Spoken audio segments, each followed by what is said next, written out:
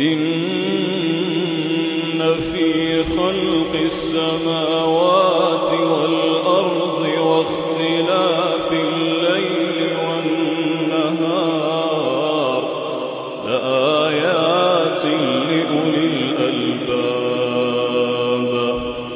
الذين يذكرون الله قياما وقعودا وعلى جنوبهم ويتفكرون في خلق السماوات والأرض ربنا ما خلقت هذا